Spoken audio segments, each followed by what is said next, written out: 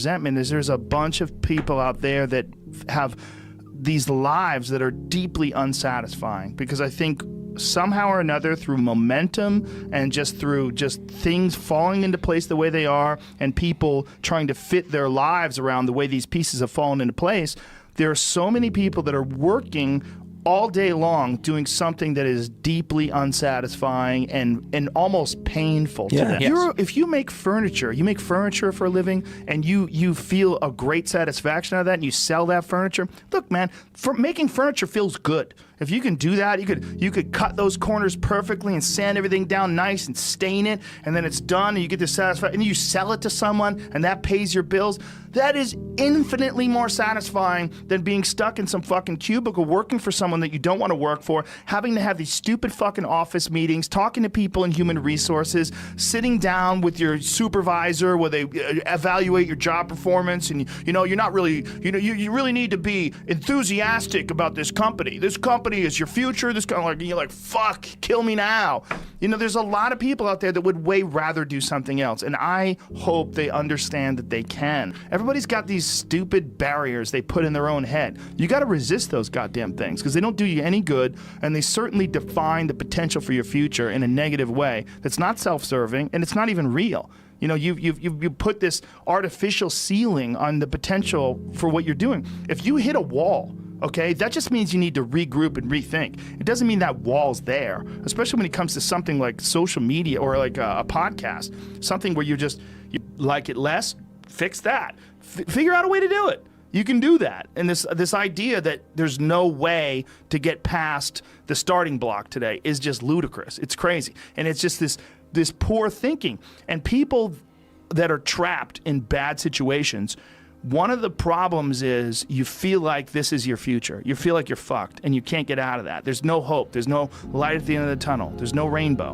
And if you feel like that, that alone can be incredibly defining and limiting. But if you look at yourself objectively and say, okay, I kind of am fucked here. I'm in credit card debt. I'm working in a shitty job. I don't like what I'm doing, but I have some ideas.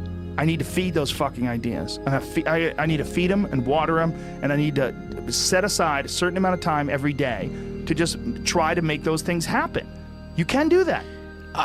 Wondering why other people's success, or wondering why other people are successful, is the refuge of losers. Wondering why other people are successful. Like, who gives a fuck? You can say you think it sucks, but to spend time wondering why someone is successful and hating on someone who's successful, it doesn't do any good. It's like, what is that old expression that jealousy is, it's a poison that does the opposite of its intended, is that your mind, you have a certain amount of bandwidth. This is why I don't read Instagram comments or Twitter comments or YouTube comments. Like, I don't have any time. If I read them, it's an accident. But to seek them out, like, you have bandwidth. I don't spend time wondering why I hate things or hating on someone or being jealous. You have, let's call it units. You have 100 units of bandwidth in your mind. So that means there's 100 units that you can spend on things you care about, or you could let your mind be occupied by some stupid fucking Twitter feud that you're in with some idiot that you don't even know, and you could spend 30% of your Twitter bandwidth or your mind bandwidth on this, and then you only have 70% for the things you love. And then maybe you're involved in some fucking relationship with someone who's an idiot, and you're arguing back and forth with them. Well, there's another 30% that's gone. Now you have 40% left. You have 40% for the things you love instead of 100%. But if you only concentrate on the things you care about that mean something to you, and I think that there's a lot of people out there that think somehow or another you're going to get to some place where you're living in silk sheets and you're getting your toes done while someone's dropping grapes into your mouth. I don't want that. I've never wanted that. That guy's not going to be happy. He's going to be bored. An hour into the grapes, you're going to get those fucking grapes away from me. Stop painting my toes. What am I doing in this bed? I got to do something. I'm not stimulated. The human organism, the animal that we are, needs constant stimulation because it evolved trying to find food and escape enemies. and find shelter, escape nature, escape the elements, try to survive. And this is the great joy that you have in taking care of your children, that you can protect your children from the elements and the enemies and feed them. And it's also the great sadness that you see in losers. When I see a loser, I see some guy who's 43 years old, lives in his parents' basement, and he fucking hates the world. I'm like, that was a baby. Man, this is a baby that somebody just gave shitty nutrients to, whether it's nutrients in the forms of food or in the form of thoughts and ideas and examples, and this kid developed these horrible self-defeating patterns of behavior that have led them to this point where they're this middle-aged person with no future and no idea of how to get out of this rut, and probably never will escape it, and might just wind up sucking on a gun. You know, I mean, this is the world that we live in today. And I think part of that world is because we have been fed this line of horse shit that you're supposed to seek comfort. And I don't think you are. I think you're supposed to seek lessons, and you're supposed to seek difficult tasks and accomplishments. And through those things, and through doing things that are hard to do, even if it's just a fucking 90-minute hot yoga class.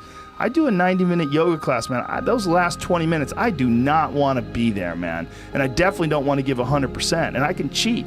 I can kind of half-ass it. I can. But if I don't, and I get through it, when that time is up and the lady says namaste and everybody gets up, I'm like, fuck, man, I made it. You know, I lost 15 pounds. My fucking yoga mat is drenched to the point where I could literally wring it out and fill a jug up with water.